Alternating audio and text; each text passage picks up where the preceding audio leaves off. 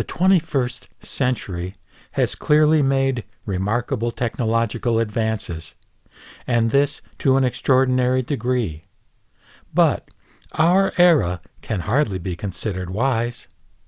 Its affluence often distracts us from the harsh realities of sickness, aging, and death, which we're always trying to avert or control. But the Buddha clearly warned us of the futility of ever overcoming these misfortunes altogether. Instead, we look for false alleviation from our anxiety precisely through such things as the comforts and conveniences of technology. To the extent that certain advocates of artificial intelligence confidently predict that they will even find the key to ensuring our earthly immortality, if such a thing could ever truly be desirable. In the end, though, our means of securing freedom from angst lie elsewhere, beyond the crushing boredom, heartless narcissism, and withering numbness prevalent in so much of modern life, where, having become dead on the inside, we find ourselves lacking in genuine convictions because we believe everything to be only relative or subjective, and thus reducible to what is merely natural. This is part and parcel of a growing secularization that we are witnessing today, along with the gradual stripping away of any spiritual dimension to our lives. In other words, we are slowly losing a sense of the sacred. The Buddha described our world as a burning house of transience, where no true sanctuary can be found.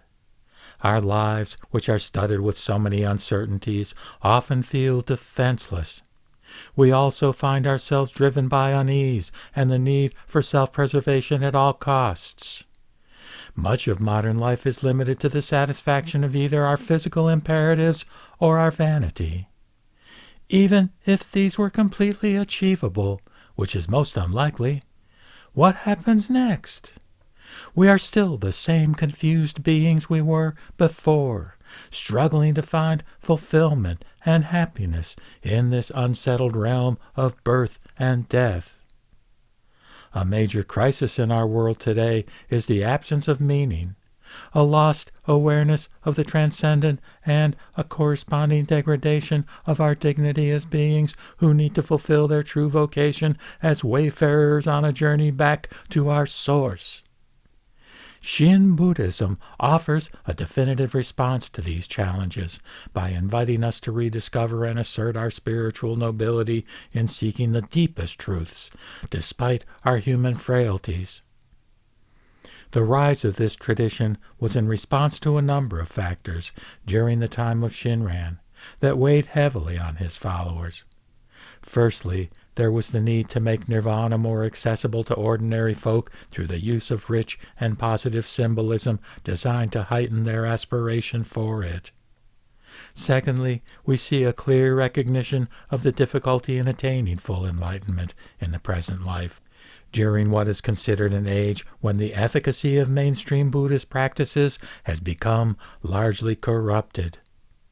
Perhaps more than any other Buddhist tradition, Shinran's convictions have been the most sensitive to the needs of sincere individuals who are battling with personal weakness and the seeming insurmountable barriers of anger, greed, and ignorance. We hear much about enlightenment, but how should we understand it? Essentially, it can only mean the elimination of every aspect of our ordinary self that separates us from the supreme reality, in the face of which our lives must appear as so many fragile bubbles lacking any inherent substance. Given the persistent difficulties and paradoxes of our life in this world, Shinran's insights offer hope to those for whom perfection seems utterly elusive. It does so through the assurance of spiritual release via the workings of the primal vow, which is manifested in us through our saying of Amida's name. This is why the tradition calls this activity other power, or tariki, because, as the basis of all spiritual endeavor, it transcends the stifling confines of the ego. It is also the capacity of Amida to shield us from our perilous condition, which neutralizes any dependence on our own spiritual impotence. In fact, other power is the only real power that exists because it is the force behind the only reality there is.